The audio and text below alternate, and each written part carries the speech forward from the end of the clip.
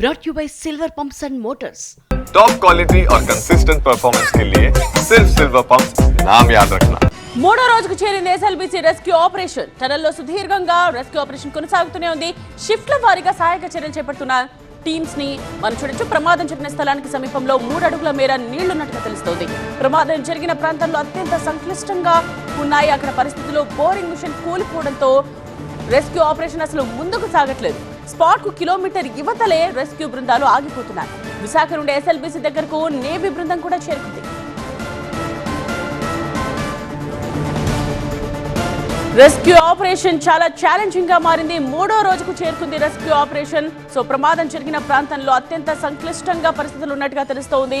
Boring machine కూలిపోవడంతో rescue సిబ్బంది spot కు చేరుకోలేకపోతున్నారు. Spot కు కిలోమీటర్ యువతలే రెస్క్యూ బృందాలు ఆగిపోతున్నట్టుగా తెలుస్తోంది. అయితే ప్రస్తుతం నేవీ బృందం విశాఖ నుండి నేవీ బృందం ఎస్ఎల్బీసీ దగ్గరకు చేరుకుంది. సో వాళ్ళు రెస్క్యూ ఆపరేషన్ లో పాల్గొంటున్నారు. ఎలా బయటకు తీసుకొస్తారు అన్నది చూడాల్సిన అవసరం కనిపిస్తోంది. సమయం గడిచే కొద్దీ ఆందోళన మరింత పెరుగుతోంది. ఇవాళ మూడో రోజు. సో రెస్క్యూ ఆపరేషన్ మొదలుపెట్టి మూడో రోజు ప్రమాదం జరిగి 3 రోజులైంది. సో ఇంకా వాళ్ళని బయటకు తీసుకురాలేకపోయారు.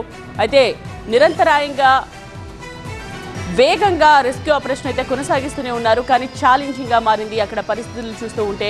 టన్నల్లో సుదీర్ఘంగా ఈ రెస్క్యూ ఆపరేషన్ కొనసాగుతూనే ఉంది. షిఫ్ట్ల వారీగా సహాయక చర్యలు చేపడుతున్నారు అందరూ. ప్రమాదం జరిగిన స్థలానికి సమీపంలో 3 అడుగుల మేర నీళ్లున్నట్టుగా తెలుస్తోంది. సో ప్రమాదం జరిగిన ప్రాంతంలో అత్యంత సంక్లిష్టంగా పరిస్థితులు మారిపోయినట్టుగా సమాచారం ఉంది. బోరింగ్ మిషన్ కూలిపోవడంతో రెస్క్యూ ముందుకు అసలు సాగట్లేదు. స్పాట్కు కిలోమీటర్ యువతలే రెస్క్యూ బృందాలన్నీ కూడా ఆగిపోతున్నాయి. అక్కడికి చేరుకోలేకపోతున్నారు ఎగ్జాక్ట్ స్పాట్కి.